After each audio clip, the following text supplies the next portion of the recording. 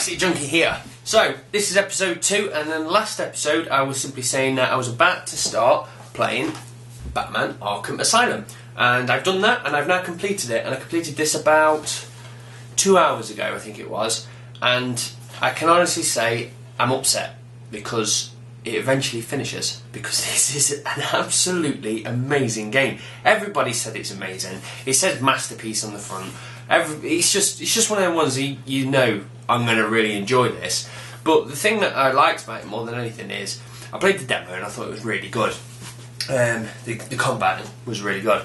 And then I started playing the game and I gave it about, I don't know, an hour or so just playing through, and I was like, this is quite nice, graphics are nice, you know what I mean, the characters look good. And then I just wasn't taken by it. I was just like, I'm just plodding through and it was okay. And I actually thought this the control system on this was terrible to start off with, because there's so many different buttons to press and remember and all that lot, and because it's so different to other games, when I go off and play another game then I have to come back to it, it's like trying to remember all the controls. But that's how it started off, so from the get-go I was like, this is an okay game.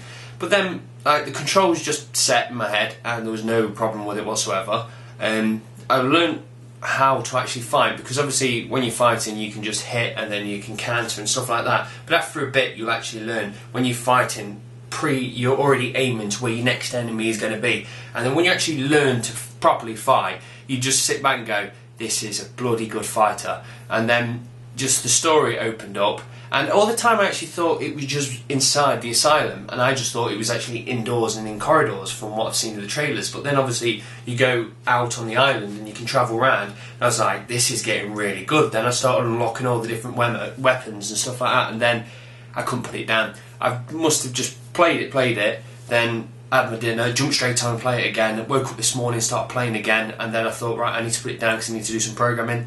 And I thought, no, I can't, so I've just sat here for the rest of the day and just completed it, and I just couldn't put it down. This is to be one of the best games that I've actually played this year.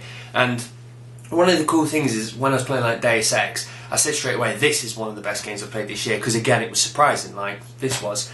And I thought it was really good, but one of the things I could say bad about Deus Ex was the bosses. They felt like it was very similar. Obviously, had different styles, but the same. You were stuck in a room, you had a fight with them, and that was it. Whereas these bosses on this actually feel like good old-fashioned bosses. They're all different. You have to tackle them in different ways, and it's cool because like most of the time when you play it, the first time you would die just because you don't know what you're doing, and then it will tell you in the actual helps or tips, this is how you do it.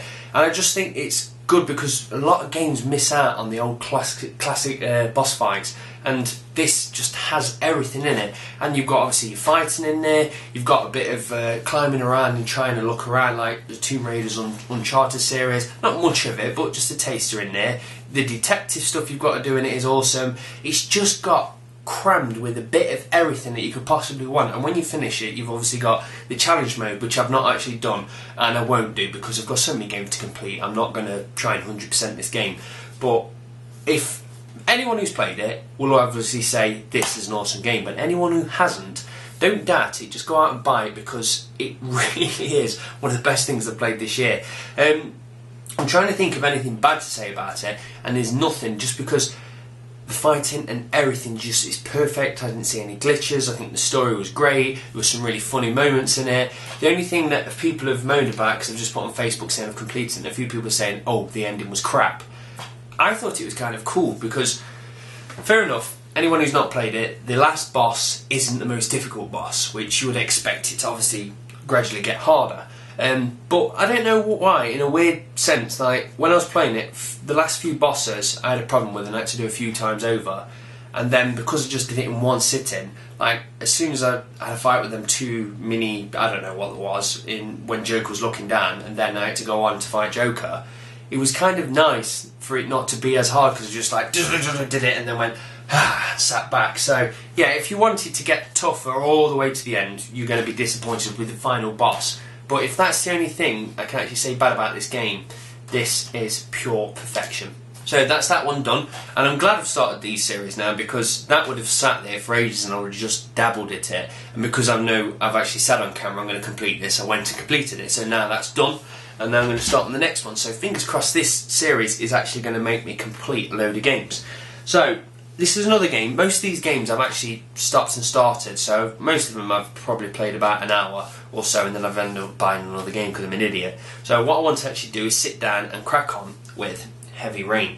Mainly because I brought the PlayStation 3, fell in love with it, played my games, mostly the Uncharted series. Then I stopped because I just started playing Battlefield and all that lot.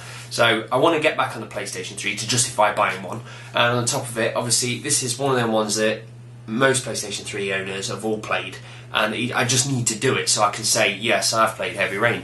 And what I've done so far is, I did like the first mission where you had to put your kid to bed and stuff like that, and the graphics and everything was stunning, but I can't remember if I was like completely sold by it, if I was like, wow, this is a great game or not. And because I've put it down for so long now, I'm kind of like, I'm not even bothered about playing it. But then again, I thought that with Batman it turned out to be amazing, so I'm going to sit down, crack on with that all week, and then we shall see exactly what I think. So, one down, another one to go. Thanks for watching, guys.